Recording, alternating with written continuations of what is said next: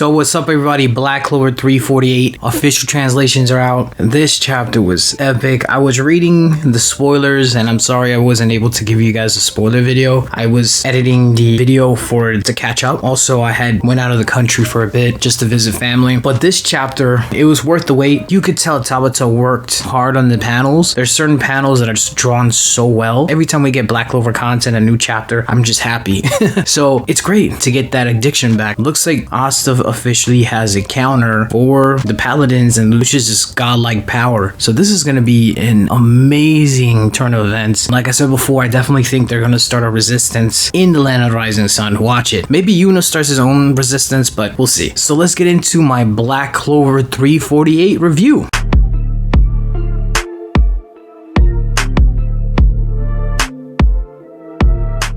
First of all, if you like anime, manga reviews, discussions, spoilers, and theories, definitely hit the subscribe button. If you like the video, 𝚲𝚘𝚅 hit me with some false copyright strikes a year ago. Let's get this channel back to 5,000. We're more than halfway there. Hopefully by this year, we'll surpass 5,000. I really appreciate all the help and support you guys have given me. I'm going to continue making content for you guys. I do want to go to other mangas, but just bear with me. It's difficult for me to edit everything and also to have time to sit down and actually talk, but it is what it is. So the start of Black Clover is basically where 347 ended. I really like the concerned look on Sister Lily's face because this shows that she was literally not expecting Asta to be in the Land of Rising Sun, which goes to show you that it wasn't her will that brought him to the Land of Rising Sun. It makes me wonder, who was it? Was it Julius manipulating the future events from Lucius's body? Who knows? I get the feeling it was Julius somehow. It could be maybe Xenon, but then again, Xenon doesn't know Asta like that. He knows more Yuno, because we do know that Beelzebub has Xenon's soul, but I don't think Xenon can do anything at this moment. So it's definitely not him, but I did say this and a lot of us said this. We were expecting Sister Lily last form of will was to send him to the Land of Rising Sun, which I mean, it looks like it wasn't the case. Maybe it was just Sister Lily not able to use her new powers of being a paladin, so she didn't really know how to control Beelzebub's power, but it is what it is. She's very concerned. She's like, Asta, why are you here? She probably in her mind thinking Asta, if he's dead, he will be basically in Lucius' paradise, I guess. Because remember, they think that somebody dies in order for Lucius's plan. They will be at peace and be a part of Lucius's grand plan. Asta is just standing there in front of Ichigo. Finally, we get a conversation with Liebe. Liebe hasn't been really shown too much in the chapter. I mean, he hasn't really spoken since he was healed. I mean, he's spoken here and there in Asta's training. He was shown in Asta's training. He didn't really spoke much. So it's good to see him still be a part of the chapter and still be a part of what's going on, because they are a team, and it's kind of cool to see Asta and Liebe like that because they look like polar opposites. Asta there, he has blackish hair, and then Liebe has his whitish hair, and then the eyes of Asta are white and Liebe's eyes are black. It's a cool contrast right there. Both of them speak and they understood that it's some type of illusion that they're fighting. This illusion most likely transform into one of Ichigo's relative, because there's no way that Ichigo could lose to a fight if it wasn't emotional or somebody that she knew that was a relative. Spot on right there. And this part was really cool for me when the Beast Magic Paladin starts speaking. It looks very sinister and evil, because here he looks like he has angelic wings but also the horns. And once again, I did say that I think paladins are just devils that have been purified but turned into a state of a fallen angel. Especially if you look at demonology with Judeo-Christianity, a lot of the high-ranked demons were once angels that rebelled against God. They've fallen from grace and fallen from heaven because of their disobedience to God. So this kind of shows the malicious of the paladins. It could be also because he's using beast magic, and that beast magic kind of makes him more bloodlust. The beast magic paladin says humans' hearts are weak. That goes for your skills too, doesn't it? Basically saying that Ichigo is shaking in her boots. I heard she was one of the strongest persons in the land, but she was basically pathetic. Even watching it was painful. This part I really liked because you see the beast magic starting to transform into something else, because the beast magic paladin, he's now fighting Asta. It's cool to know that the beast magic paladin doesn't really know what his magic would turn into. In this part, he was like, it's weird that you fear yourself. That's so crazy. Also, that little panel that shows Asta's face was really clean. I really like that. This inner dialogue with Asta finding out that he was basically scared of himself, you kind of saw that at the beginning of the Black Clover series, Asta was kind of doubting himself before he got his grimoire. Remember when he didn't get his grimoire, he always kind of put up a front saying that he believes in everything, he believes in himself. When the time came when he was fighting the chain guy, he started doubting himself a little bit, but then he got that determination back again, and then the grimoire came. I really like that it's kind of like a throwback to the first chapter, because here Asta is about to fight or is against a powerful opponent who is Lucius. I mean, at the time the chain magic guy was strong compared to Asta, because he even got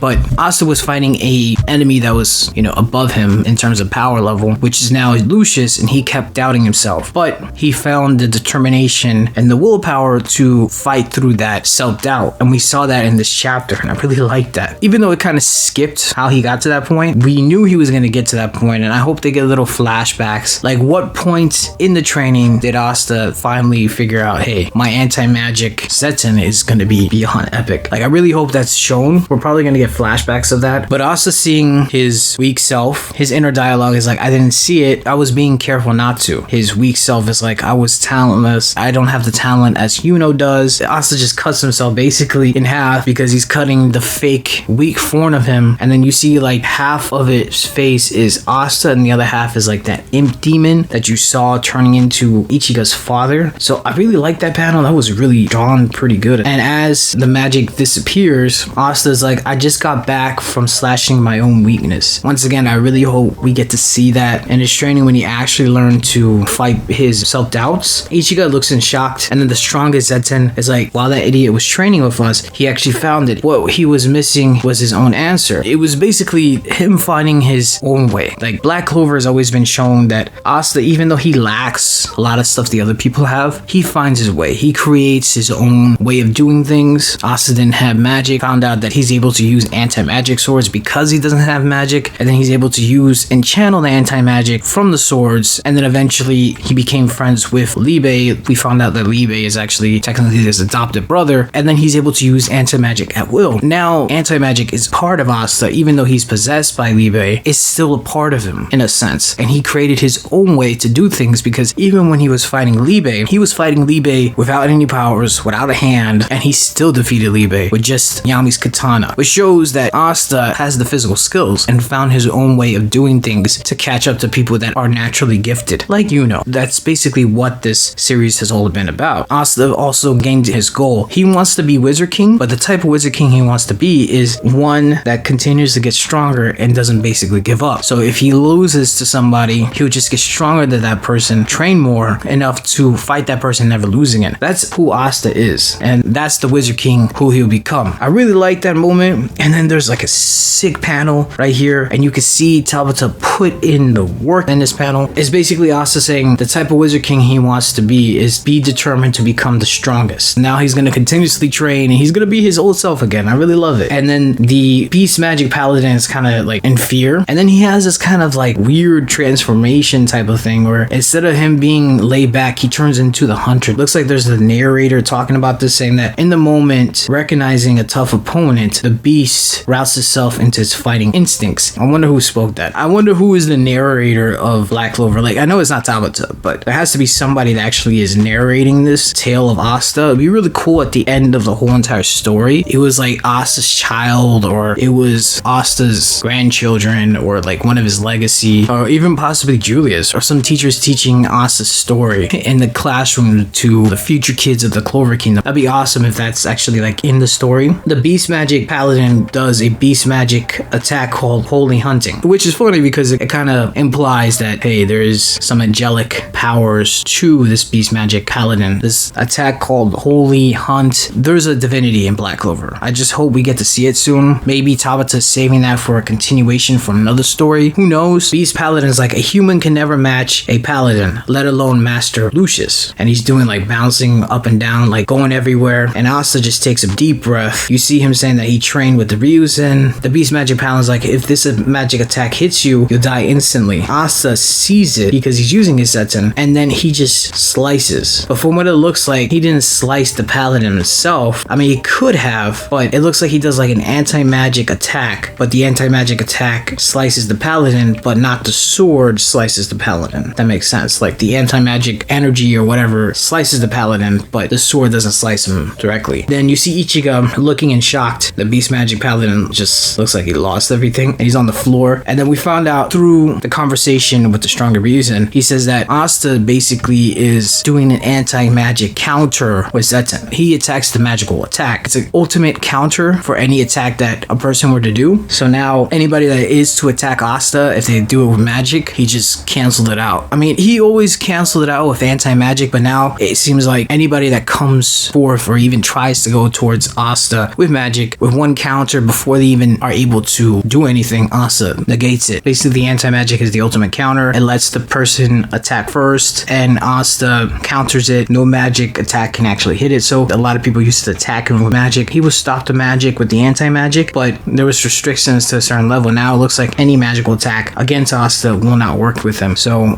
this is super OP. It makes Asta like on another level, and also it makes anti-magic on another level. So I really like that. Asta, looking at Sister Lily, she looks concerned. Obviously, Sister Lily thinks Asta being dead is basically the best choice for him in terms of salvation, and she looks sad, concerned, because, you know, Asta is destroying Lucius's plan. He's basically the counter for Lucius. And also, I like that Asta has little holes where his wings are when he does the double union. These little details show how much 𝚲𝚘𝚡 put in effort to draw this chapter, so I really enjoyed it with the visuals and how it looked. But yes, that's basically all I have to say. Thank you so much for watching. Let me know what you think about Black Clover 348. Did you like this chapter? Do you like that Asta's anti-magic Zetsun is basically the ultimate counter for any magical attacks? Do you think this makes Asta too OP?